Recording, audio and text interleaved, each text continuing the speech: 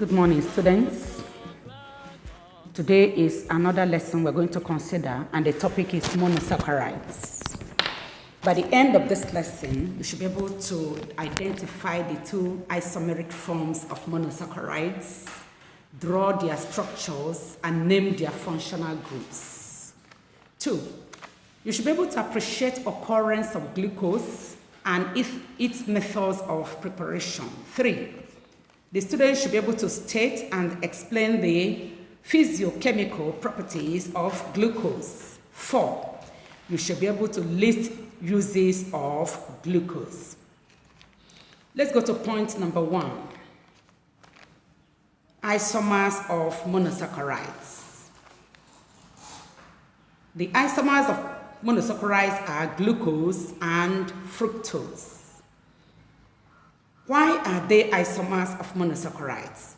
Remember that isomers are organic compounds which have the same molecular formula but different structural formulae. And the general molecular formula of monosaccharides is C6H12O6. The straight carbon chain structures of the two compounds show that glucose is a polyhydroxyalkanal, while fructose is a polyhydroxyketone. Thus, the functional group of glucose is CHO, while that of fructose is C double bond O.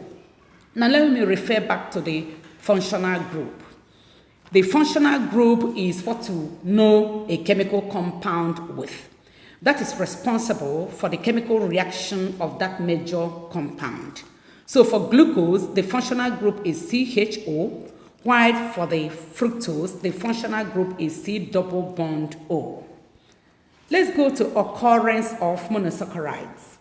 The glucose occurs naturally in honey and sweet fruits, such as ripe oranges, mangoes, pawpaw, palm wine, etc. How can we prepare monosaccharides? Number 1, from sucrose. When a solution of sucrose is boiled with dilute hydrochloric acid in the presence of water, which is hydrolysis, there is a reaction and a mixture of glucose and fructose form. The mixture is usually separated by fractional crystallization. When you look at your notes, you will see the chemical equation for that hydrolysis. Number 2, it can also be prepared from starch. How? When starch, such as potatoes, is boiled with dilute hydrochloric acid in an alcoholic solution, hydrolysis occurs to give a solution of glucose, which can be crystallized as a white solid. Also, from your note, you will see the chemical equation for that hydrolysis. Now, let's go to point number 3, physical properties of glucose. Number 1, glucose is a white solid, which crystallizes with a water molecule and melts at 85 degrees centigrade, which means that this temperature is the melting point of glucose. Number 2, it has a sweet taste, and it is very soluble in water to give a neutral solution. That means that it does not affect either a blue litmus paper or a red litmus paper. It is highly soluble. Its high solubility in water is due to the formation of hydrogen bonds between its molecules and those of water molecules. You know that any organic compound or any inorganic compound that dissolves very well in water has hydrogen bonding. And it is due to the presence of this hydrogen bonding that the substance can easily dissolve in water, because water has hydrogen bonding also. Now let's look at chemical reactions of glucose. Number 1, combustion. What is combustion? Ifeanyi. You remember that combustion is reaction of a substance with oxygen, or what we call air. So glucose bonds in oxygen during respiration to give carbon 4 oxide. water vapor, and heat energy. From your notes, you will see the chemical equation of glucose reacting with 6 molecules of oxygen to give carbon 4 oxide and 6 molecules of water with heat energy. Number 2 chemical reaction. Glucose, when heated with Kong tetraoxosulfuric acid, chars to give a black deposit of pure carbon.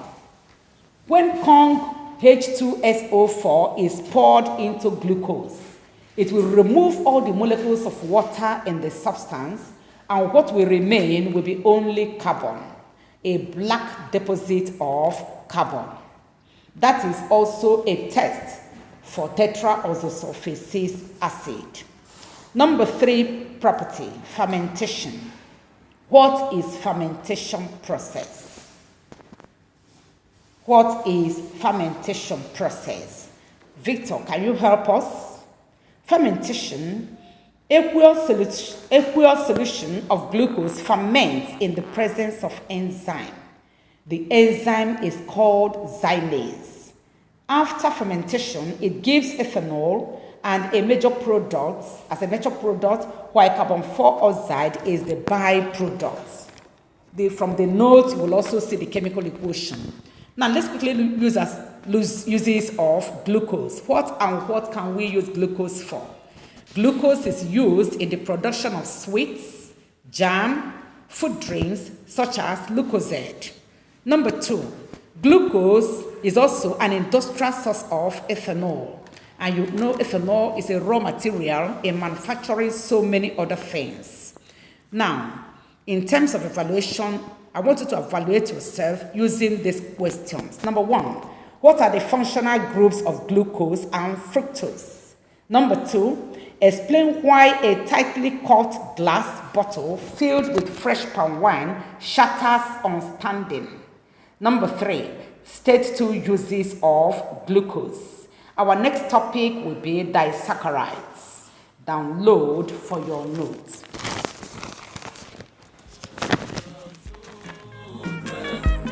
Great and glorious and powerful, hearken to the prayers of your children.